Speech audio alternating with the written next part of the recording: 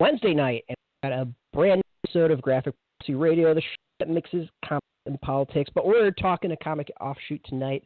We're discussing Black Panther, which is dominating movie theaters, setting records all across the world. Basically, it's what everyone's talking about and everyone's seeing in the movie theaters. February, second best opening film for Marvel film ever. I believe it's the second highest opening ever for a film. Just praise critics, fans, viewers, comic fans, non-comic fans, and all of that, combining action with deep themes with a thought-provoking adventure. Before we introduce our guests, I want to kick it to our co-host, Alana. How you doing? Great. I just came off of Black Panther Fan Activist Con, where we had a whole crew of fans of the movie and racial justice organizations participating in an online convening together where we made like a bajillion GIFs about the political context of the movie, which you can all check out now actually on Giphy. Like if you go and you look at Black Panther GIFs, some of those GIFs might have been made by racial justice activists. And also you can check them out if you look up the hashtag FanActivistCon on Giphy or anything like that. We're planning a big tweet chat event that's going to happen actually like literally a week from now. It's going to be at 9 o'clock Eastern, February 28th. It's going to be led by amazing organizer Stephanie Collier from the Black Worker Justice Center, and she's going to be hosting a tweet chat between Black Panther fans and racial justice activists, and I really encourage you guys to participate in that on Twitter at 9 o'clock next week. I know Graphic Policy will retweet some of it, so you will be able to find us. And I'm really excited to have our guests joining me today.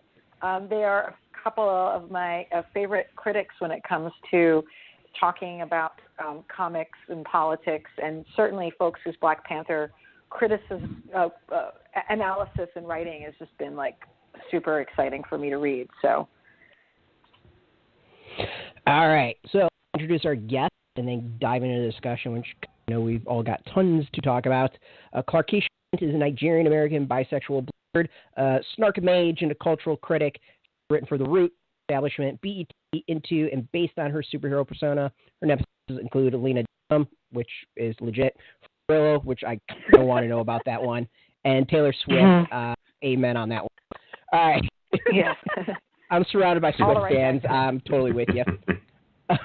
Charles Pulliam Moore is a staff writer at IO9, where he covers comics and genre culture with the focus on race representation and queer identity. Welcome to the show, both of you. Thanks so much. Thanks for having me. Yay. So I sort of wanted to open up with a question about what was each of your experiences like seeing the movie in the first place? What was your experience of like being in the theater and being in that space? Because I know that's been a really big aspect of the movie for a lot of folks. Clarkisha, feel free to go first. Okay, all right. I was going to ask you, like, do you want to go first? I'll go first. So it was, there were two concerns when I was going to go. Like I mentioned before the broadcast started, I'm based in East Tennessee, which, if you hadn't guessed, is very, very white. So I was worried about finding a theater where I was like, because I knew watching Black Panther was going to be a very important community experience for Black people. So I was very set on finding a theater where I could have that experience. Luckily, our downtown theater, that's what happened. Like, there was a lot of different Black people, different cultures, different heritage, and then also a lot of POC that showed up, so that was good. Going to the actual theater that night was wild, because even though we had pre-ordered tickets, it was just so packed that I almost had to sit in, like, the very front row. So, like, I'm literally, like, looking into John in his face, like, he's sweating on me, like, I was right there in the screen. But it was just such a really good, I almost want to say spiritual experience, being in that theater, sharing it with all these people, the running commentary, the laughter, the tears, too, because it's just something, it's very overdue. So, yeah, that first time I went definitely was just akin to, like, almost a baptism, I would say, just to get baptized with that cultural experience that we've been missing out on for a while because some of these companies don't want to bet on black, and that's kind of the reality of it. So. Yeah, sort of. My experience was really similar to yours. The technical first time that I saw it was at a press screening, and that was very much like in a professional capacity. And so I don't really consider my first real time seeing it. My first real time seeing it was going down to my Magic Johnson Theater in Harlem. Going to a sold out predominantly black showing, and really sort of being able to bask in the experience of experiencing the movie with other people, with other black people. It was so moving. It's not quite the right word. I need something a little bit more powerful than that. But to see this lush, rich world that is so deeply ensconced and rooted in blackness fully realized on the screen, to see it treated with such loving care, both in terms of how the film itself is crafted from like a narrative perspective, from a visual perspective, but also to just sort of see like Black Hollywood excellence all rallying around this movie. It's wild to see, Angela Bassett in all of her regality, becoming the Queen of Wakanda, before your eyes. It's so powerful to see Forrest Whitaker, lending his talents to this. It is, in a very real sense, like a culmination of a very particular kind of like cinematic blackness all in one space that is so powerful to see, I agree. That's fabulous. Yeah. Yeah. And you guys are both, you're both comic book fans coming at this from that perspective as well. Yeah. So, I think like one of the things that has been really cool to hear from folks who are sort of at the intersection of comic book fandom and like approaching this from a social conscious perspective is like hearing from folks about sort of the ways that having the Black creative team be in the driver's seat for this movie on all levels was really able to shape it in a really important way. And I wasn't sure if you guys wanted to kind of flesh that out a little bit. Like, what are the things that you feel like you got from the movie that were specifically put in there because it was coming from a Black experience and not just on the screen but behind it? One of the things that's so impressive about this movie and really sort of does demonstrate the transformative power of actually putting, marginalized people in positions of power. Black Panther is, at the end of the day, it is a Marvel movie, right? Like you won't mistake this for some kind of like uniquely auteur work that exists outside of the Marvel brand.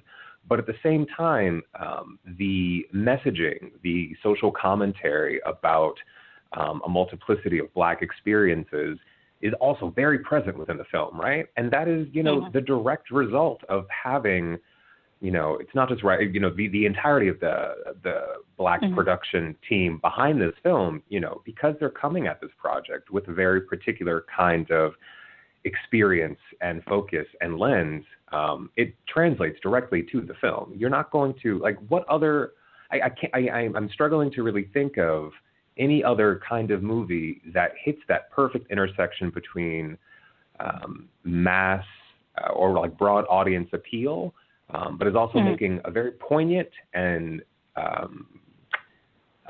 important and like difficult message about the Black experience. That's wild.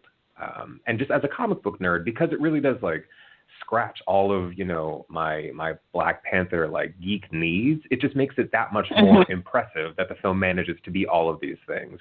It is a Hollywood blockbuster. It is a total Black Panther fan service film, and it is also really sparking some important and deep conversations about Blackness in a very profound way. Yeah, I agree. I would jump in and say Ryan Coogler, first of all, like one of my favorite directors by far. Like, I knew he was gonna go places when we saw Valley Station, and then from there he just kind of hit the ground running and just, oh my God, like I know he's gonna have better movies than this, but like this has to be his best so far. The movie, like Charles is saying, like it does have mass appeal. It does have broad appeal. It is a blockbuster, but Ryan makes it so personal that I'm just kind of like, holy crap, is this a Marvel movie? Like, what? I was really like, there were points where I was just like, a character would say something, again, that's like just uniquely intrinsic to like black people, and I'd be like, wait, is this a Marvel movie? What? Right. And it reads as being something that's like, I hate it when people are like, oh, authenticity, but there really is no better word for it. It's like, oh, black people wrote this, right? Like it's, you feel it, and it doesn't read at all as, you know, some kind of like focus groups, like, oh, how do we get the blacks into the theater? It's like, oh no, this is just black people talking. I agree. And then another thing I noticed with, you know, like you said, like having black people in the driver's seat, a lot of these characters that were like really offensive like 20, 30, 40 years ago got refashioned into characters that are, you know, relevant and also three-dimensional characters. Like, oh my God, M'Baku. Right. Yeah, let's talk about that. Give our folks the background about him, because I'm sure some of our listeners don't know that history.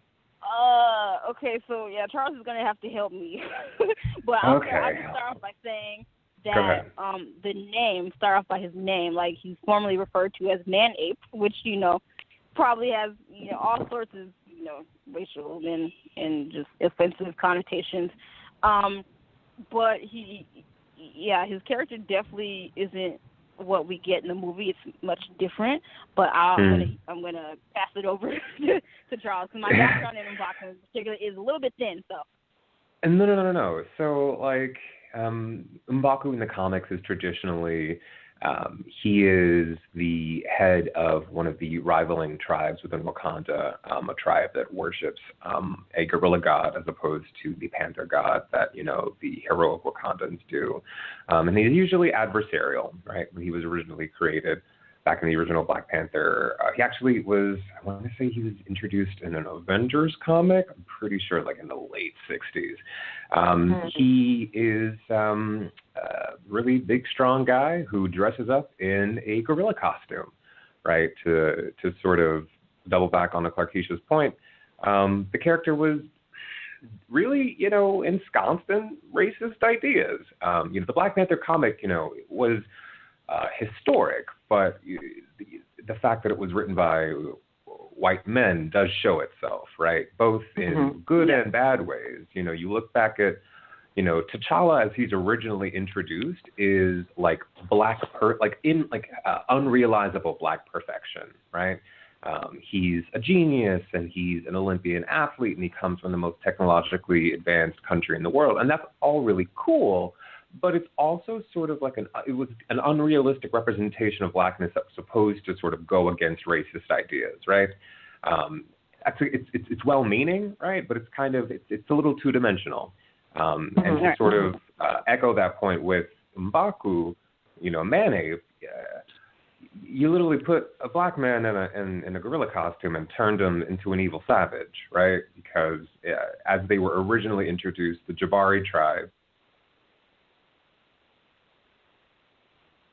Hello? Ooh. Are folks still here? Yes, I'm here. Hello? Okay, you're here. I'm here.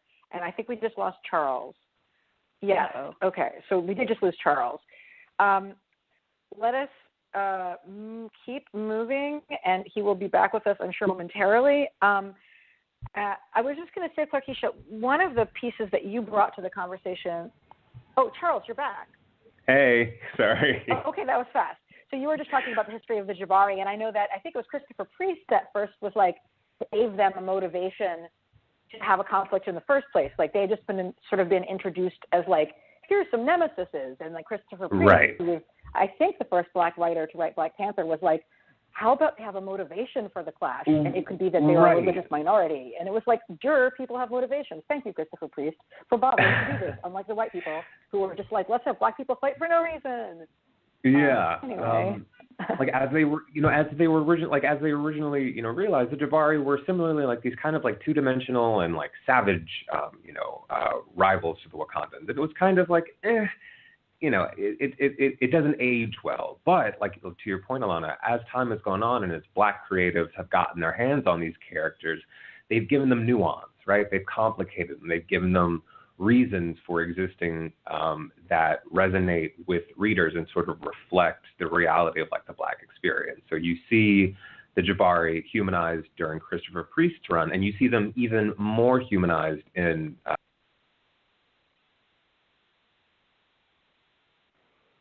Hello? Oh no, I think we lost him again. Yes, we did. Okay, Clarkisha, I want to ask you definitely to talk about, because you had an amazing piece you wrote about the skin color of the women in the movie, and when we were just talking about the personal aspects of the movie. I'd love to hear you sort of bring that conversation to folks here. Sorry, y'all. Yes. Hey. Hey. Okay. So yes, you wanted me to talk about the piece I wrote about the colorism. Yes, exactly. And how the film challenged that. Yes. Okay. No, I was really excited to see who was getting casted in the film, when it was still in pre-production. I was also nervous about it because I didn't doubt for a second that Ryan Coogler was going to pick the right man for the job, because colorism works a little bit differently than, between women and men. But as for casting women, casting the queen, the princess, the love interest especially, even the Dora Milaje, I was kind of like, I don't even want to say tradition, but history and, especially the racial history of this country, social history of this country dictates that, the casting might go in a certain direction, which would have been towards, the expectation would have been towards light-skinned actresses. Like I talked about in the piece where we saw that a lot with the X-Men franchise, especially with Storm, character who is, canonically dark-skinned, but that hasn't really translated to screen. And that happens, more than we like to admit, more than we like to talk about. It happened with Vixen on the CW, with Arrow. Like, it happens a lot. So when I saw the casting happening and then, saw the names, these characters being revealed, I was very shocked. Like, I was just like, I was not expecting it. I was not expecting it. So to kind of see that happen and to see, them with, that level of dark skin, like they look like me, like they like dark skin, but they're multifaceted, like they're playing these different, roles: mother, princess, queen, love interest, the warrior, spy. Like they're doing all these things, and on this kind of huge a level, huge a film, like we said, we keep mentioning it's a blockbuster, but it's a huge deal that they're in these kind of roles in this kind of like on the scale. So for that to have been happening, it was a big deal. Like a lot of people are just trying to say, okay, well, it's just a movie. Like, I wish it were just a movie, but it's not. like it is on one sense, but on the other side, like this movie, quote unquote, is just there's gonna be, like, I have no doubt there's gonna be a ripple effect across the entertainment industry. Like there has to be. Like it's just done too much, and actually just so little of time. Like it just came out this past weekend. Like it's done so much in so little of time that like there's no way that things don't move around because of it, including representation wise, where we're talking music, we're talking production, we're talking casting, directing too. Like it's just there's just no way that pieces don't get moved around because of this movie. So I'm really just pleased with Ryan.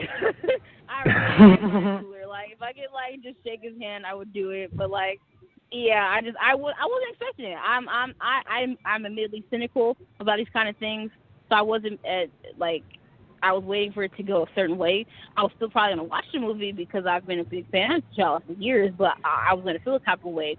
But Yeah, he just blew my expectations out the water, and I'm ready to go see it again, essentially. So, yeah. To your point about a potential ripple effect, if we want to step away from like our emotional feelings and look at the facts of this, Marvel and Disney is in the business of making money, right? Like at the very end of the day, like that's what they're doing, and you can't ignore the numbers on this, right? Because they're businesses. This movie, it's the fifth largest box office opening of all time. You as a studio are a fool if you are not looking at this in terms of like the formula that sort of went into this production. And I think that oftentimes what really sort of keeps that myth of Black audiences not being, or rather Black films not being marketable, I think some of the subtext behind that is because a lot of films that do star Black leads, quote unquote Black films, they oftentimes aren't given the same kind of production budgets, right? There's sort of almost like a lack of faith on the studio's part that is sort of kind of like a self-fulfilling prophecy. The thing I'm thinking about Proud Mary, the Taraji Henson film. She was going out to bat so hard for this film to get like a proper press junket, right? She's trying to make this point. It's like, oh, listen, no, people aren't going to see the movie if we don't tell them about the movie, right? Like that's insane. That's basic logic, but apparently, she's having to fight the studio to sort of get an international press tour. That's wild. And that's the kind of sort of like shooting yourself in the foot that sort of makes it easy to say, oh, well, the Black films, they don't do so well. What Disney has done is really sort of put, the full weight of the machine behind this film, in terms of getting the right director, getting the right cast, getting, the right production crew together who can, realize this film.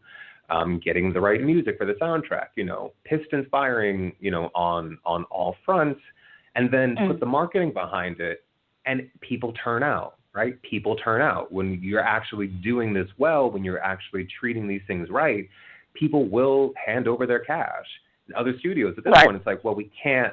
That's really all Marvel has done here, right? Like the source material aside, they just treat the movie right. And we responded in kind. And now the other studios, they can't look at this and be like, well, we don't know how to do it. It's right there for you. Yeah, Marvel's laid the blueprint essentially. Yeah, that's like now everyone else, you guys can do it. I couldn't help but notice like Rick Famuyiwa, who is the director of Dope, which was an amazing movie, had tweeted. And had been discussed as being a potential director for the Flash movie, had totally just tweeted something that just seemed to me like it was an observation about the vast success of the movie that seemed to imply that maybe the reason that he didn't end up sticking around to make the Flash movie for DC had to do with not being allowed to have the artistic creativity to make the movie Black, really. I don't know that we'll ever necessarily hear the full story about why he wasn't, fully on that project, but, that was immediately how I interpreted his tweet. Like, I think this is going to hopefully give other Black directors the freedom to act. The thing is, there's so few Black directors who get to direct anything in Hollywood in the first place. There's like 8, and there's like 8 women. One of the things about this movie also is that it had a woman cinematographer. And it's white. Yep. Oh, yeah. I forget who. You can always tell. You can always tell. Like I hate to say this. Like I firmly believe that women cinematographers tend to be better as a whole. It's a fact. It's a fact. It's like you can always like, and I mean it in like not just in like film. I guarantee you, like whatever your favorite like live action show is, I guarantee you your favorite episode. Like the cinematographer on that episode was probably a woman. I get like it's like eerie. Like try it out. What Rachel Morrison's like the loving care that she really sort of guides your eye with for this film is so like moving, you know, and feels so, God, like almost like loving in a sense. You know what I mean? Like it never feels sort of like, how to put it never feels gazy, if that makes any kind of sense, right? You sort of feel as if you are being brought into a perspective of someone who is of that world, you know, and it kind of builds this subtext of like intimacy and familiarity that really makes it so easy to connect with the film. And I would just say, guys, I think we're about to enter into a spoiler zone for any of our listeners who haven't seen the movie yet. Good God, stop what you're doing. Go to the movie theater right now. From here on out, there'll be spoilers. You know, I was just going to introduce from that, like, what are the shots that you felt like were super iconic from the movie visually, and that sort of lead images that we'll keep thinking about moving forward. Do you want to take that, Clarkisha? Yes. I've been thinking about this a lot. I've seen it twice now. I'm going to go see it a third time because I'm pretty sure there's still things I missed. Right off the bat, the ancestral plane scenes, both for I almost said Chadwick, both for T'Challa and both for Eric. Oh my God! Like for T'Challa, can I just say he's having like the roughest like 1.5 day ever. Yeah, I don't. And this is a week after Civil War. Yes, like he's having the worst like 2 weeks ever. Like he lost his daddy, and then he comes back. He assumes the throne, and here comes his cousin talking about your dad's a murderer. Like it's just a lot. It's a lot to do it. I just couldn't do it. But yeah. So his scenes, like it was just such a stark difference from how the first scene of him in the ancestral plane is shot, and then the last scene. So he shows up in the first scene. There's like it's kind of dark, but it's like mystical looking. Like it's lots of purple, lots of pink, lots of red, lots of black.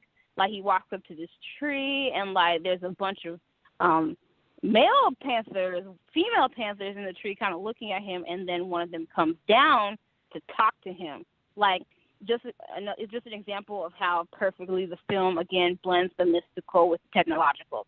And you know, he talks to his dad. They have this touching conversation. I cried a lot. And like he's just kind of telling him, "Hey, you're ready, but if you're not ready, then you know maybe I failed. Did I fail you?" And he's like, "No." Then he goes back, kind of with renewed purpose. And then again, like we're talking about, suddenly his cousin is showing up and kind of flipping his world upside down, which he literally does in the shot again, where like when he usurps the throne, we follow him into the throne room, and the camera literally turned. I was blown away. Like it just turns. It turns, but when we see T'Challa again, like after he again goes through his roughest 1.5 day, and he ends up back in the ancestral plane on the edge of death, you know, it's instead of being as dark and as mystical, like he goes back to the plane. It's almost like sunny. Weirdly enough, like there's more daylight. There's no like panthers in a tree. Like he's seeing like his dad in like clear view. He's seeing the rest of his ancestors in clear view. Like they are on his level. They're, you know, people. I feel like this is some kind of like extended metaphor for him seeing their like full and infallible humanity. Like he has learned the truth. He's like, okay, like this stuff is not as cracked like up as I thought it was. And then that's the moment where he like literally tells his father and all his ancestors, "Hey, you were wrong. You were wrong. You were wrong. Like you were wrong. You know, when we started this thing, Dad, you were wrong when you didn't take, you know, Jabu and his son back. Like you were wrong." And it's just, I just thought it was striking that you literally can see way better. Like, not to say that the other scene was blurry or anything, but you could just see way better in the scene. Like everything is like really crisp in this last scene, and I don't think that was by accident. So I would say the ancestral plane scenes were definitely some of my favorite scenes in the entire movie, because it just is very indicative of the cinematography of them. It's indicative of what's happening in the story. So fabulous. Charles, what about for you? God, there's so many. There is a lot. It's hard to.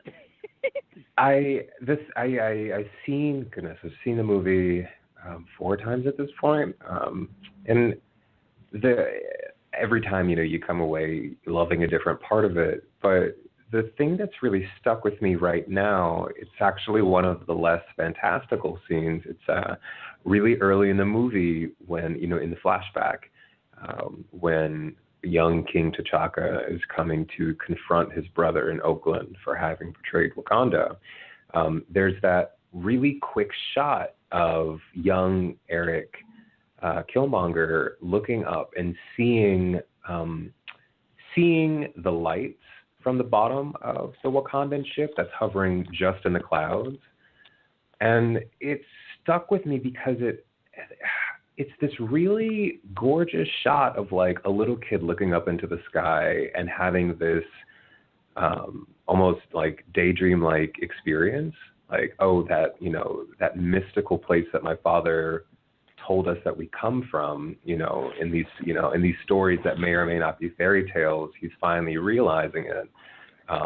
And within the context of the film, it's actually a really tragic moment because Eric knows that something's wrong. But in terms of sort of like thinking about what the film, what Black Panther as a film as a whole means for like a young audience who's sort of like literally looking up and seeing these glowing, beautiful images of like an Afrofuturist wonderland, like that's so, I don't know, that stuff, that hit me so hard, Mm-hmm.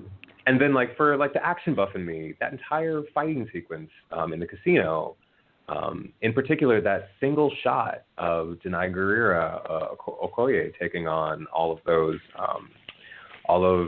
Claw's goons, that's wild. That shit when she, knocks that one dude down the stairs and then just jumps down an entire flight of stairs in that like gorgeous billowy dress, as she swoops down to kill a bunch of people. It's this brutal, vicious, but like beautiful shot, mm-hmm. And it's just like, it's pure, it's so fluid and so kinetic. You can almost like at points you sort of like lose focus of like what exactly you're seeing, but it's so just like, it's so like raw and powerful, I love that.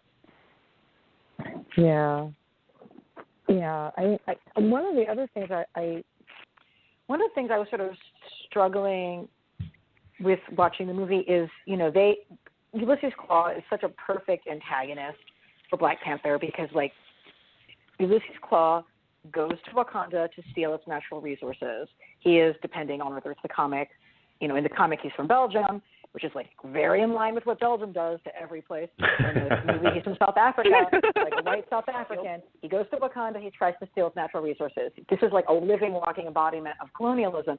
And so when he got killed really early, I was a little bit worried because I was like, oh no, I don't want to have to spend the whole movie with like Black people fighting Black people. Like that's not like, but I've had so many people, like you guys, when I've read things that you've written, say such excellent things about like the importance of showing that conflict that were depicted in the movie. And I'd love to hear a little bit about like, how do you, like, did you say like it was the right choice to get rid of Claw when they did?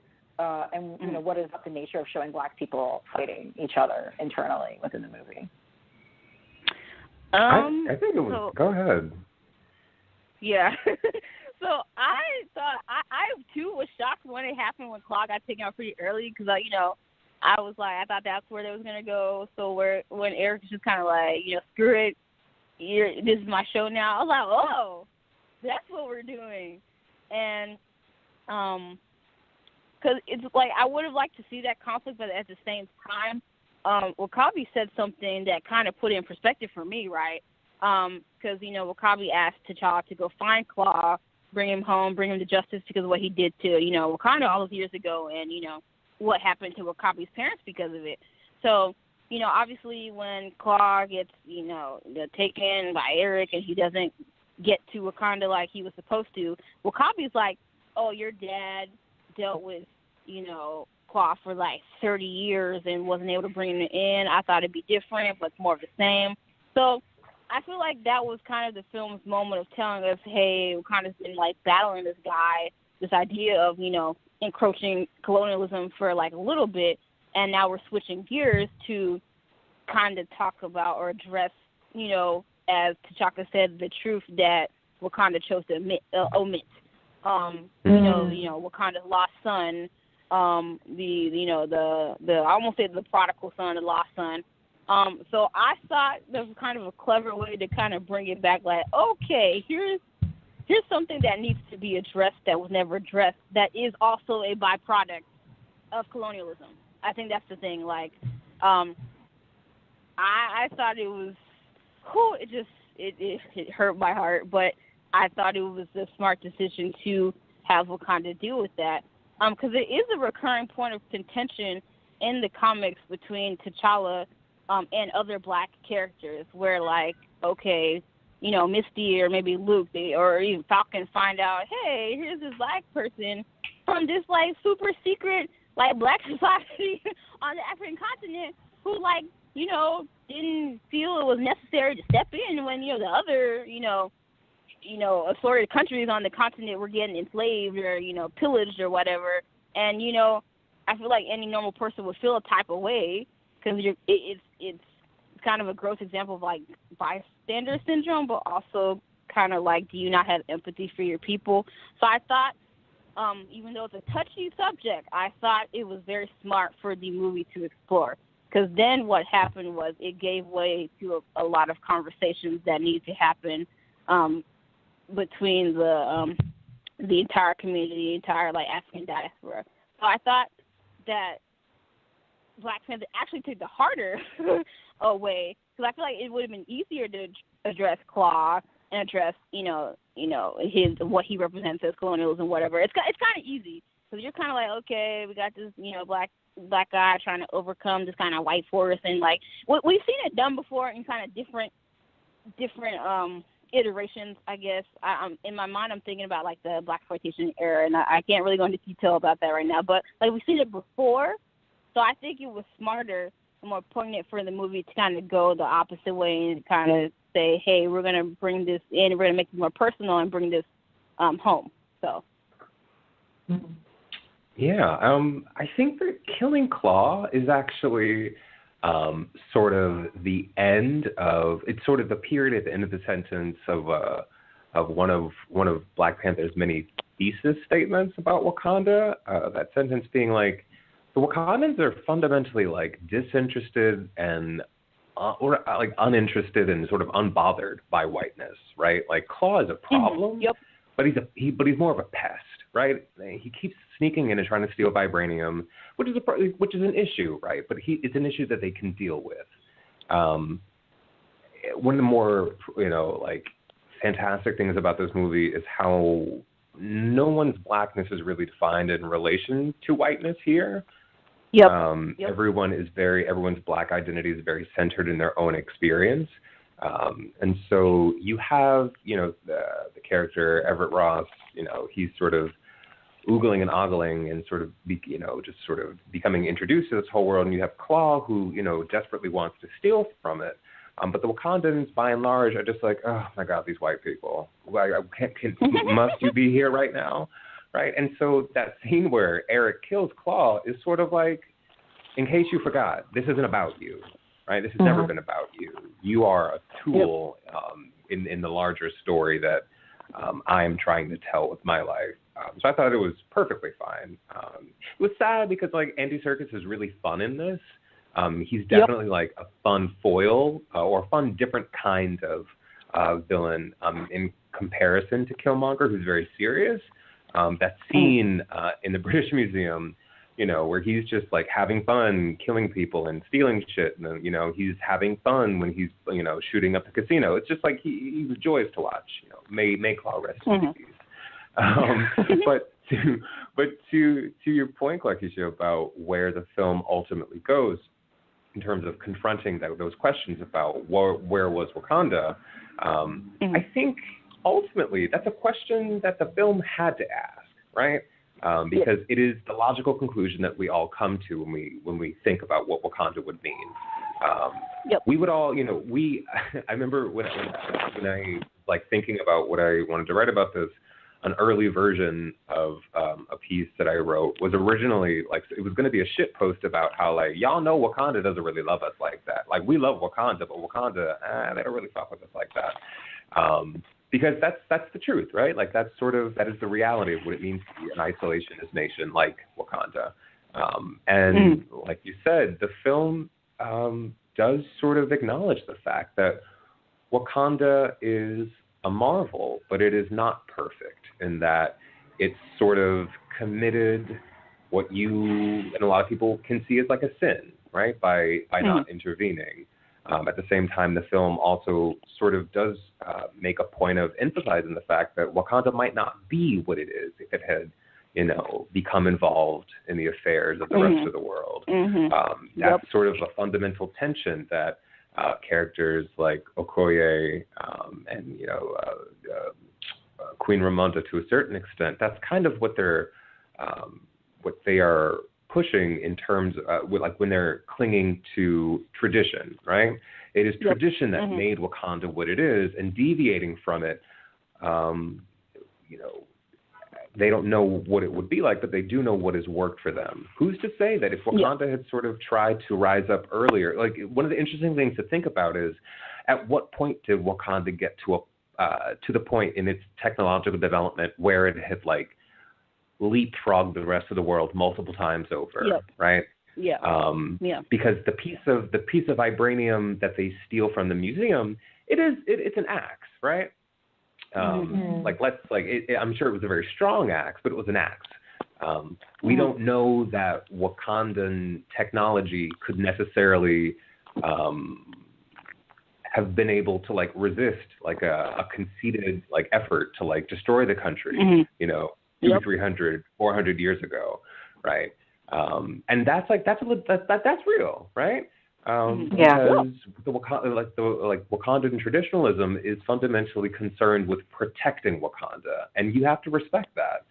So like it's a difficult thing to sort of like have to reckon with, but the movie wants you to grapple with that, which is another thing that really makes it so great. Well, I definitely want to bring into that then, Clarkisha, like identifying as a Nigerian American, like, what are the kind of feelings that you felt like folks who are from like an African immigrant community specifically, like, are thinking about with respect to the movie? And I don't know, if you know folks who are in Nigeria now, but like, what kind of responses have you been seeing to the movie? Like, it's a mythical country in a real continent, right? Right.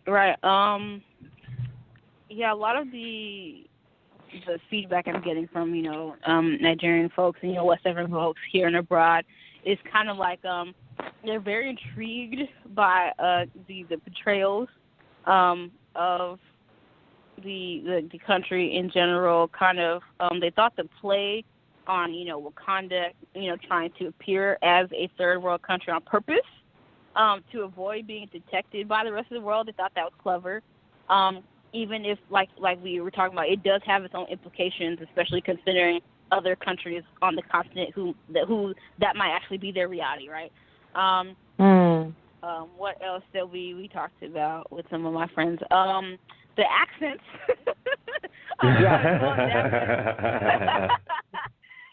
Let's talk about it.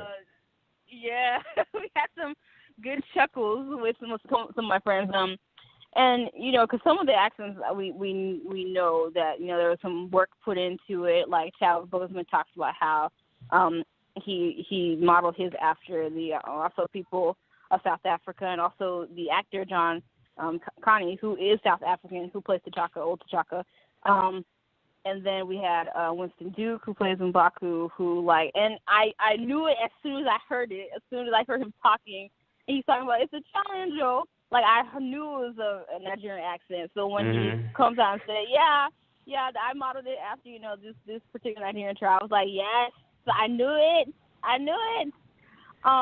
So, yeah, you had actors who did put some thought into this, also kind of representing a piece of, I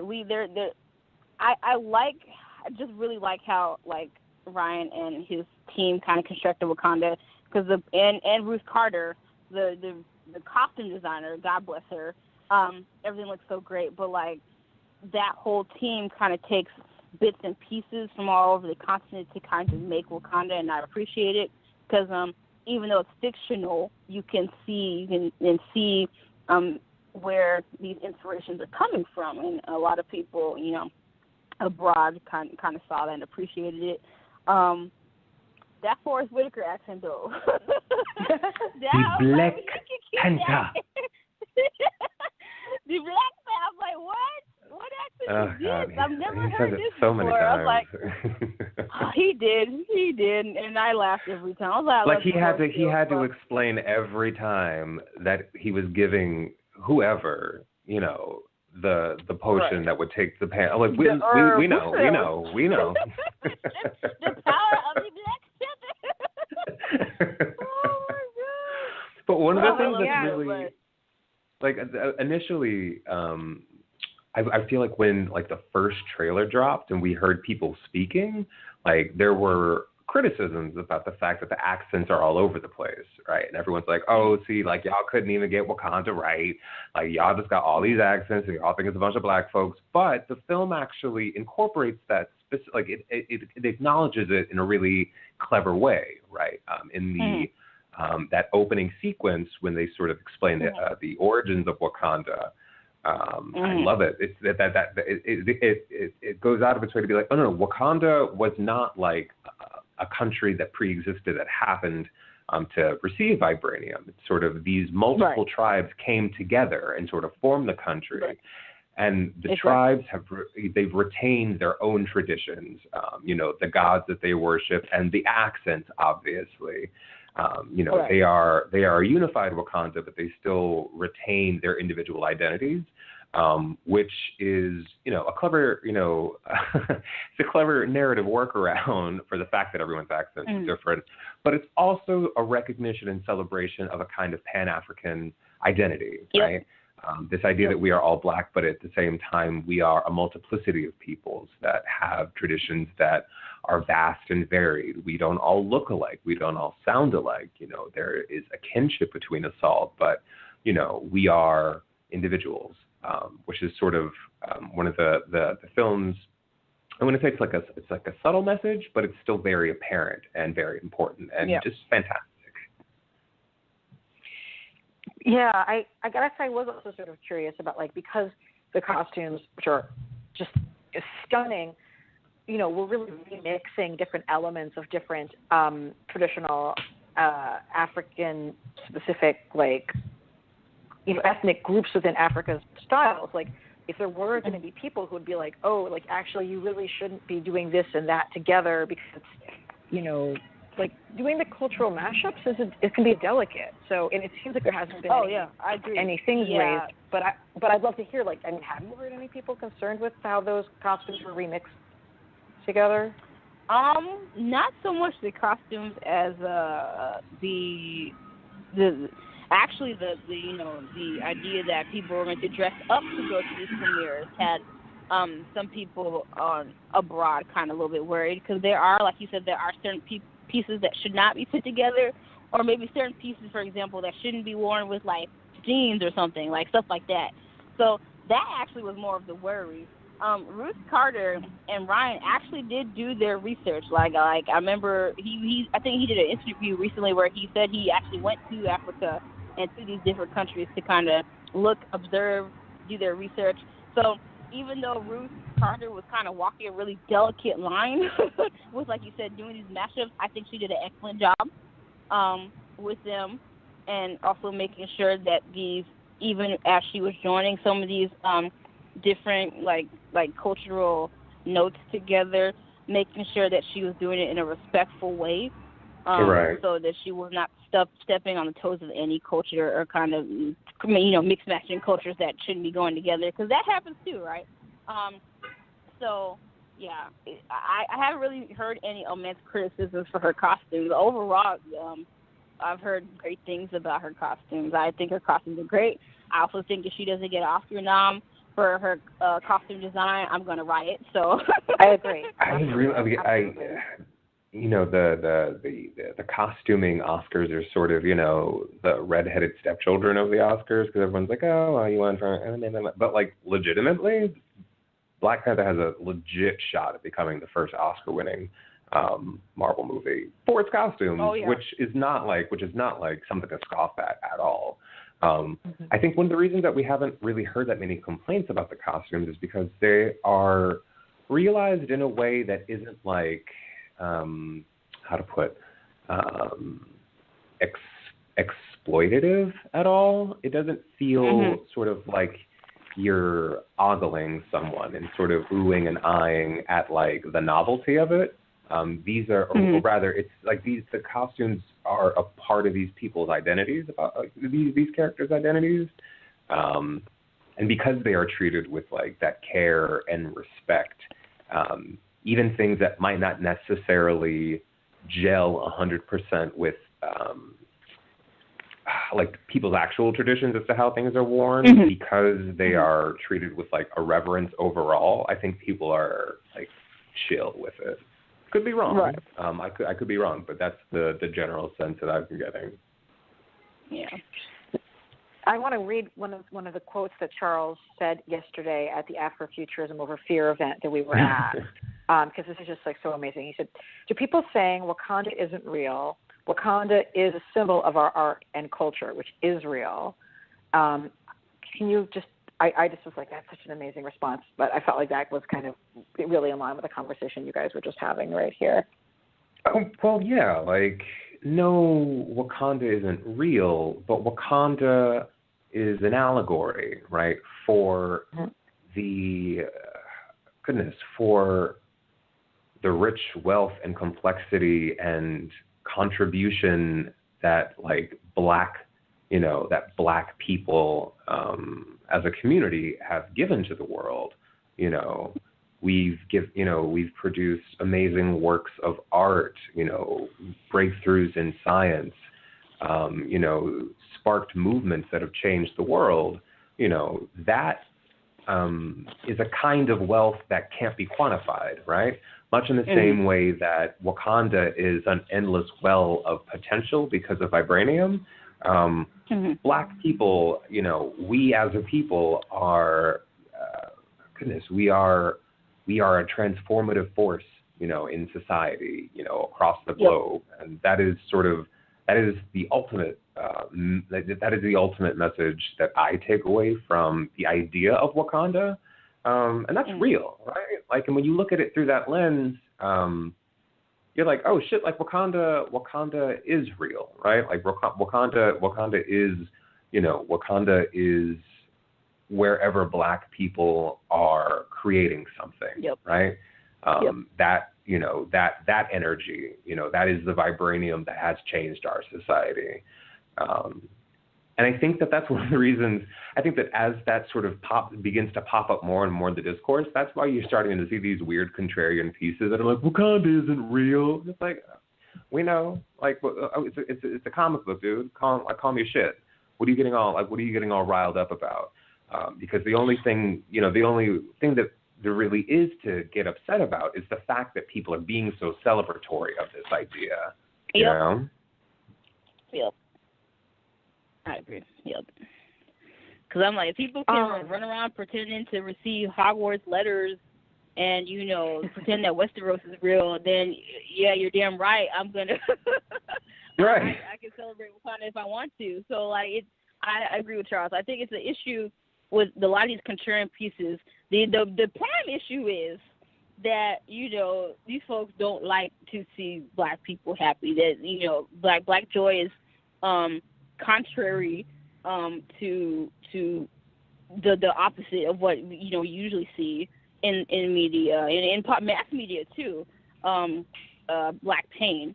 Like I wrote, I think I wrote back in 2014 when Civil War came out. Like, again, I am a Marvel stan, but like the MCU has its issues, and one of my biggest issues with the MCU is that when Black characters have been featured, if at all, there's always some association with like suffering or pain or whatever. Like even in Civil War, where the the central conflict that started it was the bombing in Nigeria. Like there's literally a zoom in, which I thought was unnecessary, on a dead black girl, and I'm like, well, why was that necessary?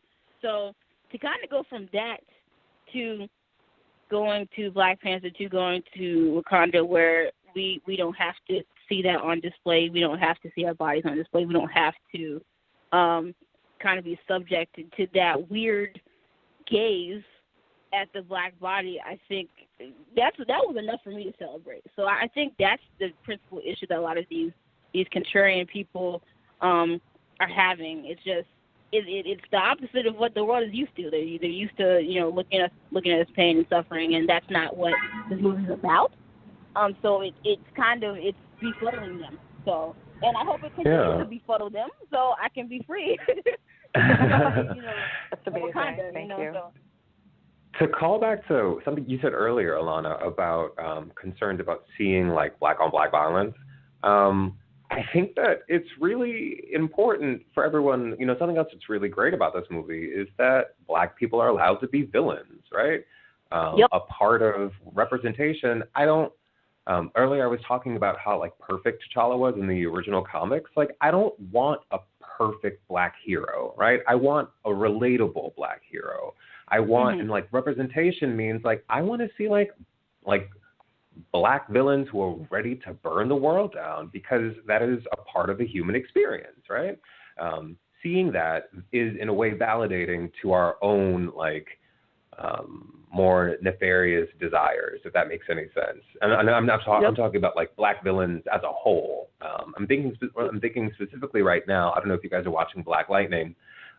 Jill Scott is playing Lady Eve, who is this like ruthless sociopath, and she's like fantastic to see.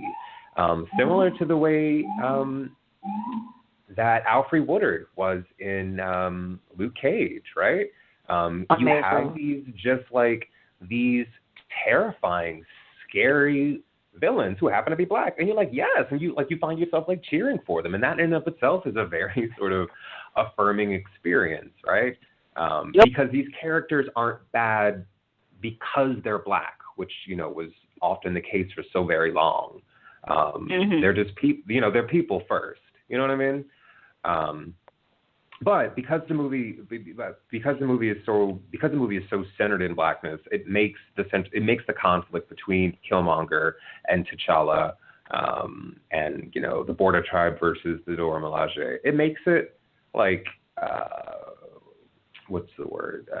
It doesn't feel exploitative or anything. It just feels like, oh no, this is a conflict that is happening in like an African country. Like, yes, like there are going to be black people fighting one another. That's just how this works.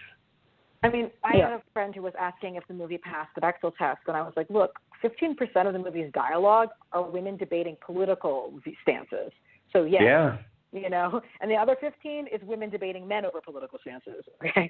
So I'd love to hear you guys talk a little bit more about like, I think like all of us comic leftists kind of left the movie being a little bit like Killmonger made some valid points, like the way we have Cyclops made some valid points as a slogan.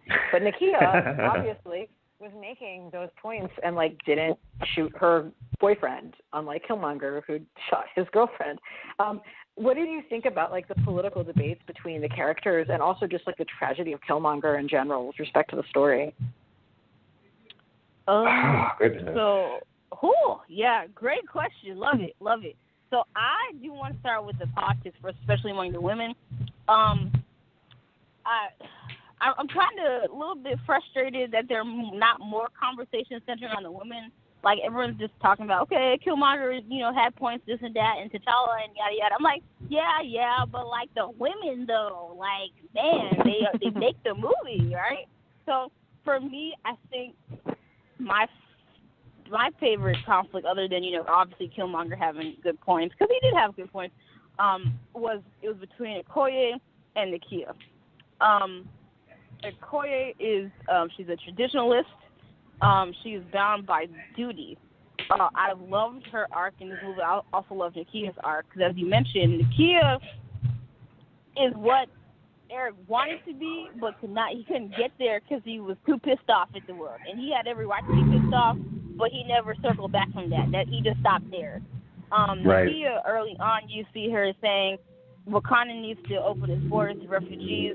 We have the resources, we have the manpower, we have the aid to go out and help the world, and you know what? We can do it damn better than the rest of these little Western countries. And I agree with her. I was like, yes. And then, you know, T'Challa's kind of like, you know, again, following the footsteps of his dad and answering for him. Well, you know, Wakanda's been isolationist for so long. I don't know if I want to, you know, So, and it kind of gets brushed off until, again, Eric shows up as, you know, the radical leftist to, you know, push Wakanda away from its conservative ways, like however you want to read that. But then again, it crops up when, you know, Eric creates that conflict where he's flipping the country on its head. He's here to, you know, he's burning things, burning traditions, severing the spirit connection, like a lot. He's doing a lot of stuff in a very short amount of time. And, you know, Nakia, you know, God bless her, she takes initiative to, you know, save the queen, save the princess, steal the remaining herb, you know, that wasn't burned. And then she goes off to find Okoye, and she assumes that because Okoye was loyal to T'Challa that she's going to just automatically defect and, you know, overthrow Eric. And, you know, Okoye, again, has to kind of put the brakes on that, like, no, I am bound to that throne. I'm bound to serve, you know, whoever's on that throne. If it was a freaking cactus, I would have to serve the cactus. I can't just, you know, not serve the cactus. I just can't not serve the cactus. Sorry. Like, and you can just see how conflicted Okoye is, and it broke me because, like when they're doing a little ritual combat, and like it's very clear that, you know, T'Challa's gonna take this L. Like, you can see her tearing up. You can see her wanting to do something, but knowing that she's bound by the duty of her station, of her country, she doesn't do anything. So all these characters had these really good arcs in just this really, like, tight 2 hour and 14-minute movie, and I'm just, like, it blows me away because, like, at, you know, the climax of the film when T'Challa shows back up, and, you know, Eric is trying to gerrymander the office, talking about, you know, no, F the challenge, no, we're not doing that anymore. Okoye is like, wait, you can't just, like, that's part of the deal. You just can't, you know, do away with it. Like, she has to, at that moment, say, hey, well, because my country is at stake, again, she's loyal to her country, because her country is at stake, she now has to abandon kind of her duties to this quote-unquote throne to save the country, like, which is what Nakia was doing. But Okoye couldn't get there until Eric pushed her there. Like, Eric does a lot of pushing to all these characters to get them to these really good arcs, and which is why I appreciate him as a character. Like, he pushes Okoye there where she's like, you know what, F this, I'm going to save my country, and we're going to take you down. So just kind of having that dichotomy between her and between Nakia, who's like, she loves her country and is going to save it another way, save it kind of outside the traditional way. It was just nice to see that, especially between women, and have that be really instrumental to the plot. So I just, this movie has a lot of different dichotomies going on. I would say there's one going on between, you know, M'Baku and, like, Shuri even, like, to have that, you know, tradition versus, again, tech again, or innovation. Again, there's also T'Challa and Eric, but there's also Eric and Nakia.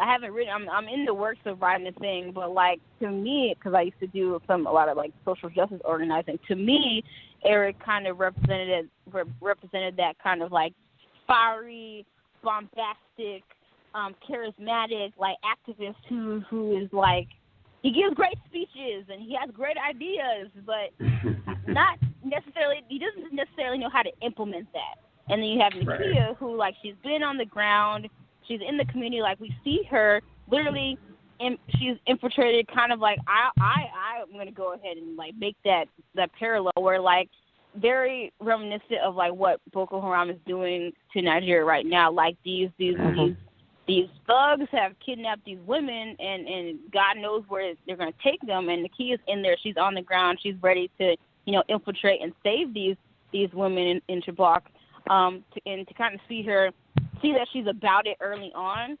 and she's about doing that work to kind of better her country, better the continent, better these people who need it. She kind of reminds me of these women in the social justice sector who do the work, who do the really tough, gritty grassroots work that's not as glamorous, you know, as the activists. Like, but they're doing the work that needs to be done.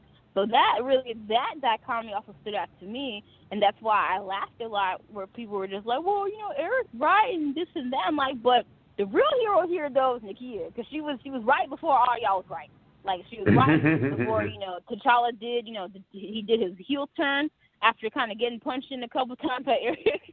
And then she was right while Eric was, you know, going on his little power trip. So this movie just does a lot of fascinating things with dualities and double consciousnesses and dichotomies. And every time I watch this movie, I learn something new. So I'm just, again, excited for, like, the next time I'm going to see the movie. So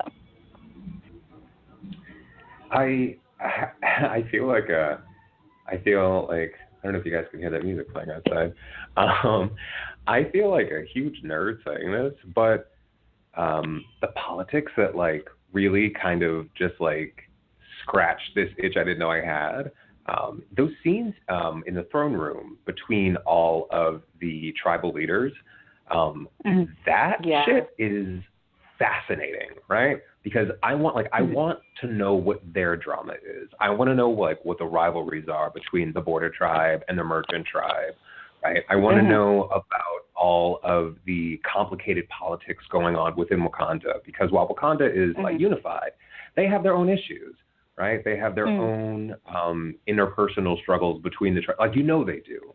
They don't really get into it in the film, but it's like it's a part of, like, that lush background texture, and it's something that, even though it isn't really explored at all, you can just sort of, like, feel the weight and the gravity of it.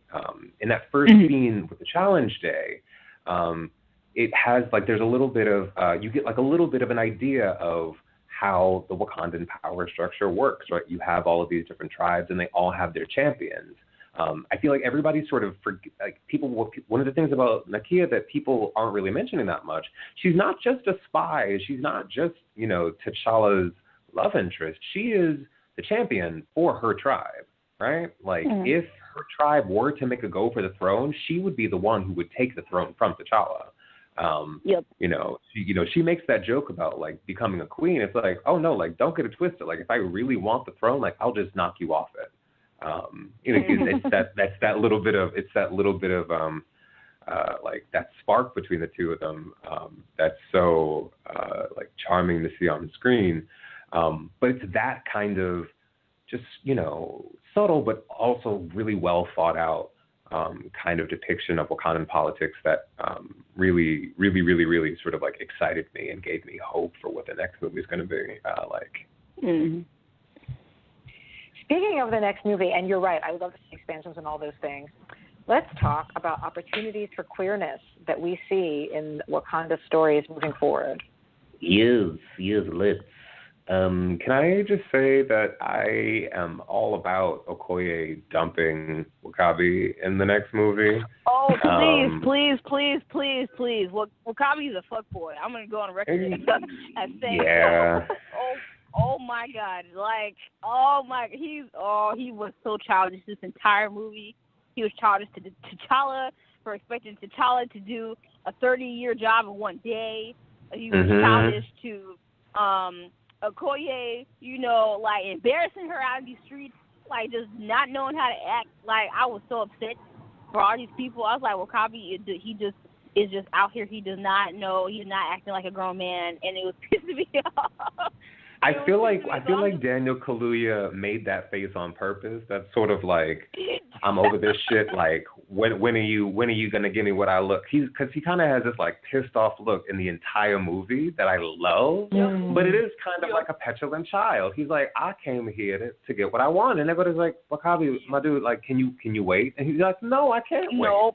My favorite I noticed, like, watching the movie the second time, was that, you know, that he already believes in this, like, international arming Wakandans to help other black folks in the First Nation. Because he says it to T'Challa. He's like, if you told us, he's like, if you want us to go out and like fix the world, me and my men will do it. And T'Challa's like, what? No. No way. Put that in. And then, like the movie had that whole motivation for him in there before it even needed to. That's how well crafted it was. But sorry, you're talking about how we need to break out a certain couple from the movie and how we are going to make everything queer. Continue. I mean, like we all know that scene between Okoye and Ayo was cut, even though it was shot. The scene that sort of hinted at a bit of a romance between the two of them, and rather than that sort of being one of the romantic subplots in the movie, Okoye and W'Kabi are dating. And even from like the very first time I saw the movie, I'm like, this doesn't really make any sense. Because the movie does telegraph that there is a part of W'Kabi that, is not on the level. And Okoye is such like a sharp and smart character. I don't buy that she wouldn't have been like, you know what, like you're not the one for me. You know what I mean? Like I can't see a world in which the two of them are in a committed relationship. And I've been saying this, to whoever, I've been shouting this from the mountaintops. If W'Kabi had been Okoye's sister, the emotional import of their confrontation at the end would have been the exact same in my mind. Agreed. Aside from they literally, I feel like they're not actually in that many scenes together, and then they just call each other my love, and we're supposed to be like, oh, okay, they love each other. It's like no, I don't buy that. Y'all don't know each other that well. Like y'all see each other in the cafeteria sometimes, but no.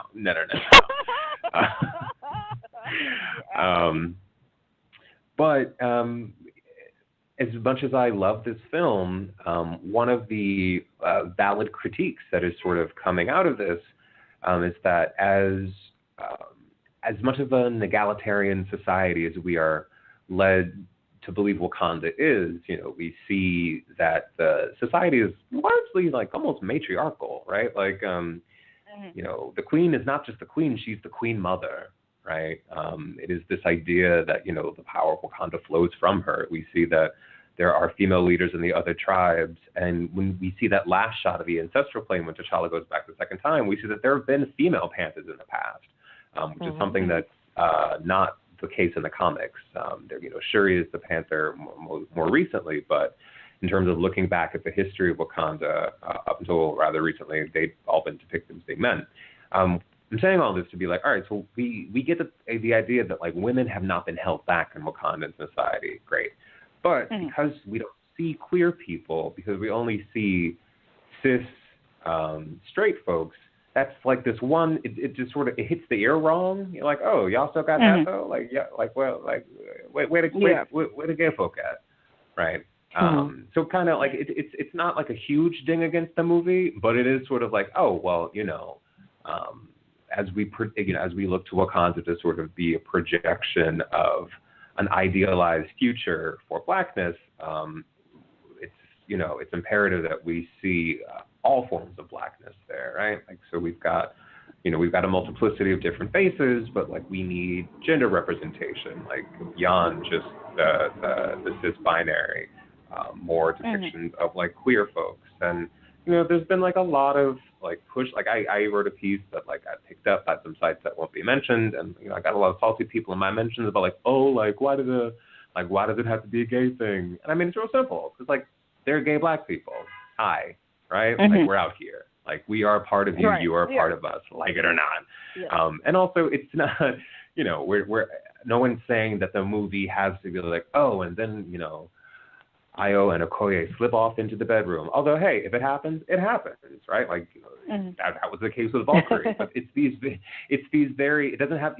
When we're talking about what queer representation is, it's not like we have like a stereotypical moment where the gay character, the queer character, looks into a mirror and a single teardrop, rolls down their cheek, and they tell you the story about how they came out. No, we're not always talking about that. We literally mean just like, are there queer people there? Are they coded as being queer? Can we see their queerness be acknowledged? Right? It doesn't have to be like a, hey everybody, I'm gay. It's literally just like, oh, like that's Ayo and her girlfriend.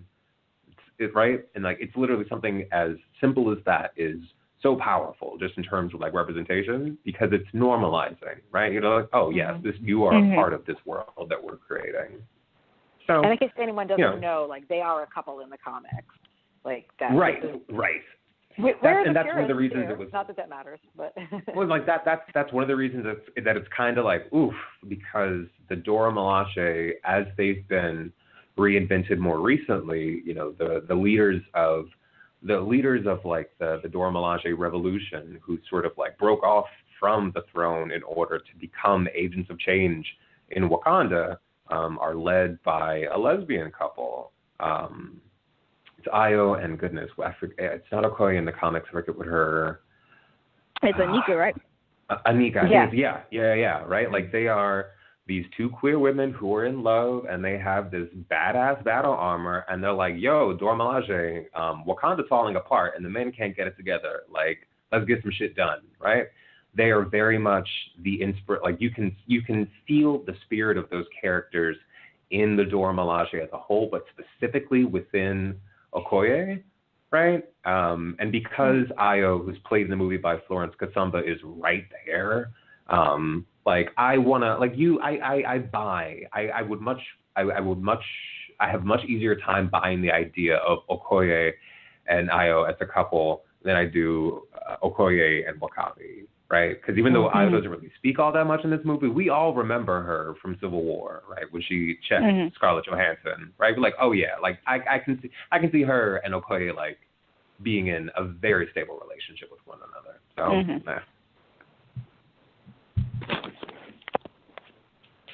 Clarkisha, do you have any other thoughts on how we're going to all make everything queerer in the next go round? I think he pretty much summed it up correctly. I just want to see. I want to see Okoye dump that fuckboy. I was over him. I was like, I'm 100% done with you.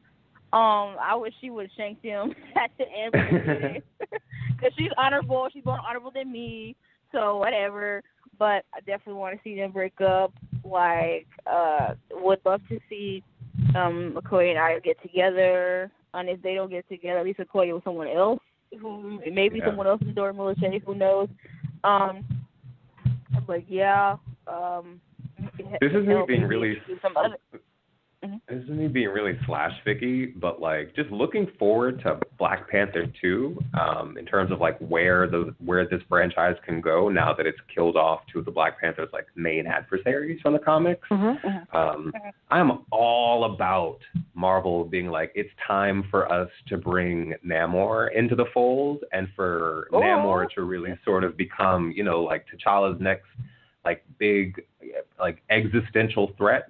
Not necessarily to like get vanquished, but for him to sort of be like a recurring issue. I'm very invested in the idea of like a very queer-coded Namor who's just like strutting around in, you know, his swim trunks, being like, Wakanda, whatever, Atlantis forever, and just being very much sort of like, I want there to be like a weird sexual tension between T'Challa and the King of Atlantis. Like that's like that is.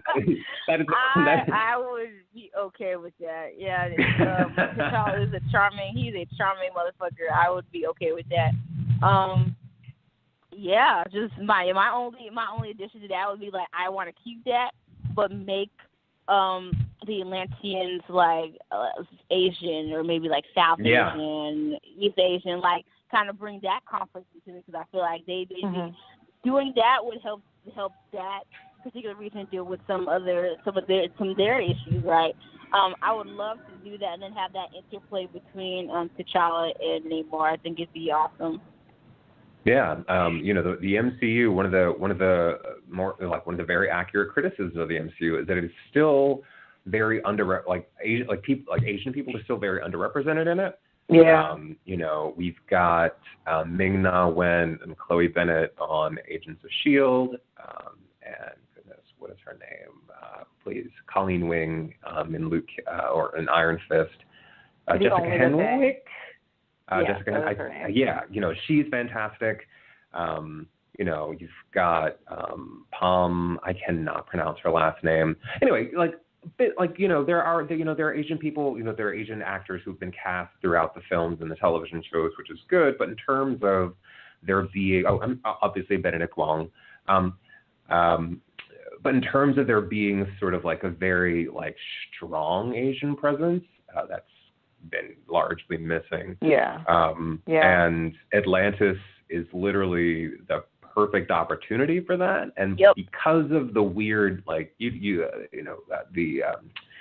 know how Marvel is with like the rights still being sort of in limbo elsewhere. I don't think Marvel can technically make a straight up Namor film on his own, similar to the way that they can't make a Hulk film on their own, but Namor can definitely become like a recurring fixture within, the Black Panther's orbit. Specifically, who else is going to take on Wakanda except for, the Atlanteans, who are essentially, they're Wakandans under the sea with magic and technology. Yeah, although I do have one thought on that though. Like, who's going to take Wakanda on again? It's the CIA. Like, we have a whole movie with like a strangely benevolent. I mean, they acknowledge that like the CIA is also, who taught Killmonger how to destabilize a nation. But like, I'm sorry, I just recently read Reginald Hudlin's run on Black Panther, and God bless them for writing a comic book about the Iraq War, like during the Iraq War, that completely calls out the Iraq War as colonialism, and in which the U.S. government is the bad guy. Like, God fucking bless them, because that was so important. Yeah. But I'm glad you brought that up. Yeah. Oh my God, it's so good. And if anyone hasn't read it yet, like, it really is great. I feel like it hasn't gotten enough love. It's like, no, it's incredibly heavy-handed, but like in such a pleasurable way. If you happen to share my politics of being against the Iraq War, and also it's the first appearance of like Shuri just going and like being great, and Ramonda gets to punch a colonialist in the balls. It's great. But what's I say? Oh, yes. So speaking of speculative, I recently learned that Killmonger's girlfriend has a name, and that it was Tilda Johnson. Now, comics folks may know Tilda Johnson as Nightshade from the comics, who recently got brought back in the critically acclaimed and commercially not adequately purchased, please people go buy it now, Nighthawk series, written by Ramon Villalobos and David F. Walker, in which Tilda Johnson is amazing and hilarious, and we love her. And I just kept thinking, like, oh my God, we don't have Tilda Johnson. It's like as a possibility for the future of the MCU. It kind of broke my heart a little bit realizing that. I don't know if anybody else had heard about it, but yeah, like in the comics. Oh, go ahead. No, go ahead. Yeah. Oh, I mean, like in the comics, she's a lot like Nakia in a way.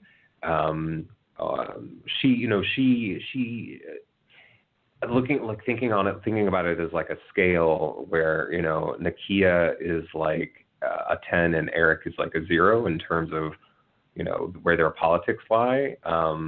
Tilda, I want to say she's like a 7, right? And that she is much more, she understands, in the comics, she's very canny. She's a genius. She's very competent. She's an expert at what she does. She's a villain, but she's very good at it. And in the movie, she's very much like she's kind of a prop, Yeah. She's a tool that helps Eric accomplish his nefarious goals, and she's depicted as being very caught up in the thrill of his villainy.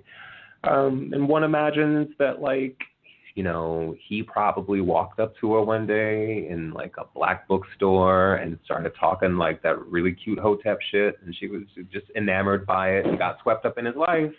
And then he ended up shooting her, right? And you're like, damn, that's fucked up. Yeah. My question is, because I've heard, and I'll probably have to watch the movie again to make sure I didn't miss it, because I've heard several things where, like, initially that was going to be the Nightshade character, but apparently, if I remember correctly, the same character was cast on Luke Cage. So instead of going with Nightshade, they called her Linda in the movie. I got to go back and watch the credits again to make sure I read that right. But I think what happened is that there was like a kind of a mini switcheroo.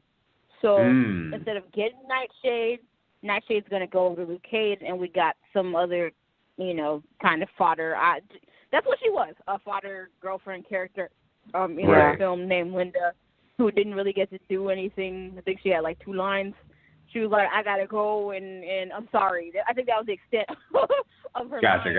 And, yeah, I was really mad about that. Sorry. I'm like, what the hell are you apologizing for? Ooh. Yeah. Do you ever, sometimes you know how technically the... Hello? Oh, no, Charles just got dropped again, I believe. Can you hear me, Clarkisha? I'm still here, yes, ma'am. Mm-hmm. You're still here. Okay, good. I don't know what's going on. I know that the phone is bad, but okay, we'll proceed. Hold on. Let me just tell Brett he got dropped. I was just going to say, I've been primarily sort of being here, just trying to help facilitate conversation with you guys because I want to hear your thoughts. That's why you're on the show. But I had a conversation during Black Panther Fan Activist Con. And one of our participants made an observation that just completely knocked my socks off. And Kim Clark, who is a racial justice activist in California, was the person who called attention to this when we were talking. She said Oscar Grant and Killmonger were both killed by the train tracks, while portraying, literally the same actor, being portrayed by the same actor. And, when Killmonger died, I cried because that scene is incredibly touching. But I totally had not noticed until Kim pointed it out to me. Holy shit, they're both – Killmonger gets killed by the train tracks in both movies. The American black character, Oscar Grant, the real person in the real world, and then Killmonger in the movies. And that must be a deliberate parallel being made by the director. I was just stunned by that. So it helps too that Ryan is again the same the same director. Oh God, you cannot tell me that Michael B. Jordan is not his muse. They literally just signed up for another movie again. So yeah, I think it's deliberate. I keep telling people despite Eric's villainy, and his highly neo-imperialist plan for this Wakandan empire, quote unquote, at the heart of it was a black child. I keep thinking about him as a little boy finding his dad murdered in that way. And knowing damn well that no investigation was going to follow up on that. I know we know T'Chaka did it, but the Oakland police is not going to look into it. They're just going to be well, probably some rival gang or something, black on black crime. They're just going to dust it off, right? So great point. At the heart of it, it was just, Eric, being kind of stuck in that anger. Being wounded, that injustice done to him, not only by society, because, again, we don't really know what happened to his mom, and I think that sticks out to me a lot because we keep talking about the woman in this movie, Wakanda being a matriarchal society. We don't know where his mom went or if she died or whatever. I don't know if that's ever addressed.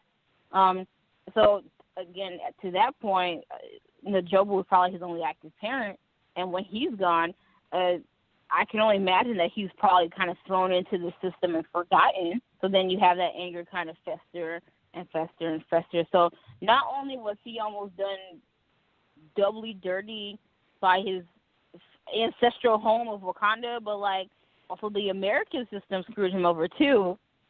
But then, ironically, he's molded by that system when he joins the Black Ops, going to Iraq, going to Afghanistan, murdering and killing and destabilizing. It's just he's definitely a cautionary tale. But I hadn't thought about the train metaphors too. So even though he is a cautionary tale, he's also a tragedy, and one that is very familiar to Black Americans, I should say. So yeah, I didn't think about that train connection at all. I'm glad you mentioned it because it would have went over my head. Yeah, I mean, Kim Clark, man, I gotta give her credit. Thank you. So as we close up on the on the hour, you know, you guys are my comics people as well. So I would love to hear your thoughts about the post-credit sequences, both of them, both the one that's in the UN as well as the one in which we find out who's being called White Wolf. Yes. I guess the UN one. I knew, you know, Wakanda was going to have to draw a seat up to the, you know, United Nations table. I was so... I almost think they're kind of above it, but obviously they do want to play ball and kind of introduce themselves to the global community in the correct way. Because like we talked about, at this point, it was just assumed that they were a nation of farmers and they're poor and yada yada. But, like, you know, Wakanda obviously is just like, it's like, no, we're not. So it's kind of interesting for T'Challa to kind of give this, you know, grand speech talking about what Wakanda plans to do and how we as nations are kind of each other's, like, brother and sisters keepers and whatever, and kind of hearing that kind of very, very snide, presumptive white man asked T'Challa, well, what's the nation of farmers have to offer Wakanda? And it's funny, too, because T'Challa doesn't even answer. He just kind of smirks at him. And I'm going to presume that T'Challa, in my headcanon, you know, even though the camera cut out my headcanon, T'Challa just kept talking over this man. Or maybe, like, Jabari barked at him or something. Like, but, yeah, I'm just assuming that he's just like, yeah, whatever. Like, we're super advanced. You don't even understand. So, yeah, but I think it was important to show that, hey, we're kind of stepping up to the plate, because I feel like that's going to be kind of a jumping off point to when, you know, we see Thanos showing up later. So Thanos is here to, like, fuck some shit up. And if, you know, if Wakanda or T'Challa decide to be like, no, we're going to ignore you guys again, or just be in for again, I definitely think the world would get done in. So kind of seeing that Wakanda is going to be a very central point in kind of like the battle for Earth is good, and I feel like T'Challa kind of stepping up to the UN kind of introduces that door to be open. As for the White Wolf reference, I thought it was funny, considering because I laughed about it early in the movie when Shuri mentioned, you know, her having 6 broken white boys, because I thought there was going to be a reference to, you know, that weird adopted half-brother that, you know, and T'Chaka just makes some weird choices, man. For that weird adopted white child that, you know, happened to, you know, think he was entitled to the throne even though he wasn't. But I think it's nice to kind of have that reference there for people who know that character, and also know his history, about kind of the, I don't remember the name of the little rogue police faction that he started that, you know, T'Challa had to banish. But I think it's nice that they make that reference because Bucky's kind of similar in some of the, you know, kind of unsavory things that he has done. Yeah. As an assassin, as, you know, a hired gun for, you know, like, is it, you know, the Germans, the Soviets, whoever. But yeah, like, yeah, I thought it was a clever reference and a clever Easter egg for people who do know the character. I am glad. It looks like he looks like he's living his best life. Like his hair is laid. Looks like he's been washed a couple of times. Like his beard, like he's growing in a nice beard. Looks like they rubbed some like shea butter on it. Like he looks good. He looks healthy. Shuri obviously told us, like, in, you know, Civil War, well, not Shuri, but T'Challa mentioned how, like, they were going to help kind of Bucky undo that brainwashing, that programming that was done to him all those years over and over and over again. And it looks like kind of for the first time in Bucky's life, he's going to be living a semi-normal life, you know, at least prior to Thanos coming in and kicking everybody in. But I thought it was, you know, some people didn't like that it was included. I thought, you know, I like Bucky, and, you know, I think he lived a hard life. So I thought it was nice to have him have a kind of a nice scene where, like, no one's chasing him, No one's trying to kill him. He's not being brainwashed to like choke somebody out. Like he's just very tranquil. He's good. He's solid. Kind of on the road to his own recovery and reclaiming his own agency and not being like the puppet of some other like country or shadowy spy Hydra organization. So I thought it was a nice thing to include. I think that in a really like I keep saying things about this movie are clever because they really are. It's actually I'll call it ingenious this time around. I think that the White Wolf Easter egg is a little bit more than just like a nod to Hunter from the comics. I really do think that it's telegraphing that Bucky is going through a pivotal character shift within the context of his larger story. He has that moment. There's that moment where Shuri calls him Sergeant Barnes, and he's like, "No, call me Bucky."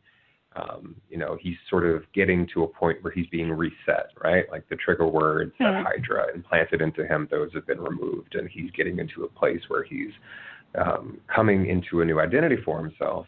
And I would not be surprised to see the White Wolf in the same way that like M'Baku was really sort of like intelligently updated for the film. I think that what we might be seeing is a reinvention of the White Wolf character, which in the comics does like seem weird. Like, oh, like there's a white adoptee who thinks he can claim the throne. Like, I don't need that in a movie. Yeah. Right? I don't need a movie about a white man trying to go for Wakanda. I mean, right? that's insane. But as sort of like who does Bucky become as he becomes one of the more core members of the Avengers? Is like as we sort of look into the future of the MCU. It's not going to be that same roster for the entire time. We don't know that when we see Captain America in the next movie, we don't know that he's going to be Captain America as we know him. The shield that we see him using is not the circular one. It's these new pointy Wakandan shields that like extend or some shit. And there are rumors that he's going to start going by Nomad because I feel like people forget like. The way Civil War ended, like Captain America was a war criminal, or like he was on the run, right? Like he's no longer, a symbol of America. He, went against the Sokovia Accords and is kind of on the run from the law, right? And so as he is in the process of becoming a new character.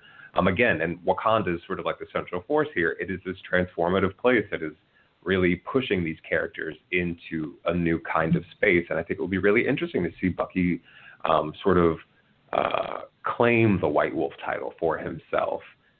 Like we know that when he leaves Wakanda, the arm that he gets is not just going to be a regular arm. Like his old arm was cute, but like this next arm is going to be like on some next level shit. Can you imagine being slapped by that arm?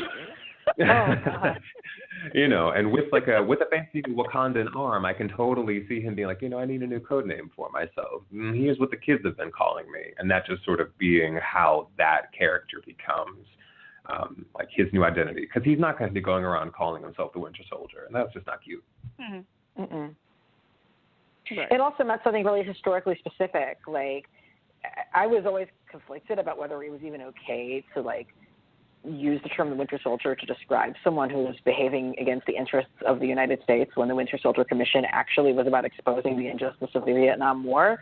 So I'm like super happy to like not, although again, I think it was super well intended actually by the creators, but I just ultimately think it's not a good metaphor to draw. But I feel like the opportunity to give him a different name and alias is a great one. Yes. And in case anybody is wondering, one of the times I saw the movie, I brought a friend who hates superhero movies and had seen none of these, and she enjoyed the movie a great deal and did not feel like she missed anything. She didn't think that there was like she wasn't confused at any point in time. Like the movie completely stood on its own without having to have any Marvel movie knowledge or even being a fan of superhero movies. I mean, the only thing is, when Bucky came out at the end, she was like, oh, is that somebody for the new movie yet? I'm like, yes, but it's also somebody from before. But it doesn't matter. I'm so excited that you're not confused. So I definitely say to folks, if you're talking to people who are wondering, if they need to see other movies before this. Like, no, they really don't. Like, you can just go watch Black Panther. Yeah. You know? I mean, it's really a testament to the storytelling, because it is. I think of it as an origin film, because he is, when we meet T'Challa in Civil War, technically he's not the Black Panther, technically, right? Like, he's wearing the suit. He's more sort of like he's acting on his father's behest, because T'Chaka wasn't running around the suit anymore. But this is right. The suit don't fit like it used to. But this is an origin movie, right? It is self-contained and encapsulated, but at the same time, it avoids so many of the pitfalls of an origin movie, right? It very cleverly just kind of manages to be just connected enough to the rest of the MCU that it's like, oh, well, this is the world in which this movie exists and takes place, but it is very much a movie that is centrally focused on Wakanda itself. Well, thank you guys both for joining. Like, I could not have wished for a better dream team of people to come on the show. Thank you. When we close up, I always have our guests tell our listeners where they can find you on the internet. So, Clarkisha, where can folks find your work on the internet? Oh, great question. I'm all over the place because I freelance. So first and foremost, you can find me on Twitter. I'm always putting up on Twitter. My tag is @IWriteAllDay_. My work you can see and have post The Root, BET, Into, The Establishment, and Wear Your Voice magazine. I also have my own blog, sublimesuit.com. Sometimes I post a little bit more of my incendiary, with a little bit more controversial pieces there. So yeah, that's where you can find me. I have an Instagram, but it's kind of shoddy, so don't go there. But yeah, that's pretty much where I live and exist. Yeah, on the internet. And Charles, where can folks find you on the internet? Hey, so I am a writer at IO9, where I'm writing, like 90% of the time if I'm on the internet, I'm writing for IO9. You can find all my work there right now. But if you want to follow me in perhaps a not professional capacity, you can find me on Twitter. I'm at Charles Pulliam. Charles, like Charles, and Pulliam is Pulliam. Come for some jokes and some news and some political opinions. Yeah, you guys are really good at Twitter, and everybody should follow you there. And as for us at Graphic Policy, if you came to the podcast late, don't worry. You're going to be able to listen to the whole darn thing on iTunes, SoundCloud, and Stitcher. Starting in the next couple hours, it'll be available there. And we are going to be back actually on Monday for another episode about Black Panther. Because Monday I'm going to be joined by two folks working for racial justice organizations, working for Color of Change and working for the Opportunity Agenda, who will both be talking about the movie's practical applications for activists and for organizers, and what kind of activism we're seeing coming out of the Black Panther movie. I know that Brett and I have been super excited to see the Wakanda the Vote hashtag and voter registration actions, the Black Panther Challenge, raising tons of money to send kids to be able to see the movie. There's just been an amazing explosion of activism around the movie, and we're going to just sort of focus on that in our next episode of the show. And then I believe the week after that, we're going to be talking about Generation X with Christina Strain, who's also a writer on the TV show The Magicians. So stay around with Graphic Policy. You can always find our stuff on graphicpolicy.com, on Twitter at Graphic Policy. Graphic Policy is the name of the podcast. And I myself, Ilana, I'm on Twitter all the goddamn time. Please, someone stop me. No, you can't. At Ilana, ELANA_Brooklyn on Twitter. And the tweet chat that we'll be doing with racial justice activists and Black Panther fans, again, is next week on Wednesday, 9 p.m. You can follow me and Graphic Policy, and you will be able to join that conversation with folks who are on the front lines of the struggle for Black freedom in America and abroad. So, as Brett would say, see you guys next week, and keep it geeky.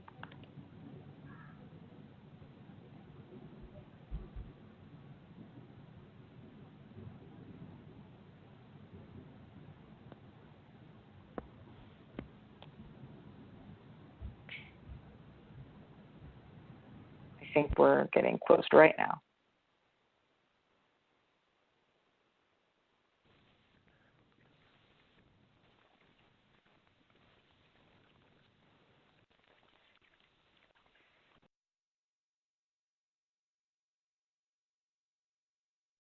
Hey, thanks for watching the previous video from Graphic Policy Television. Just by watching, you help support our site. Thank you so much. Now, if you're watching these videos, you probably care about geeky things like movies, television, comic books, toys, games, video games, you name it. You can go and subscribe right now to our YouTube channel to stay in touch and catch all the new videos, or check out our website at graphicpolicy.com. There's a nice link on this end of the video. But as always, thank you for watching. Keep on rocking and keep it geeky.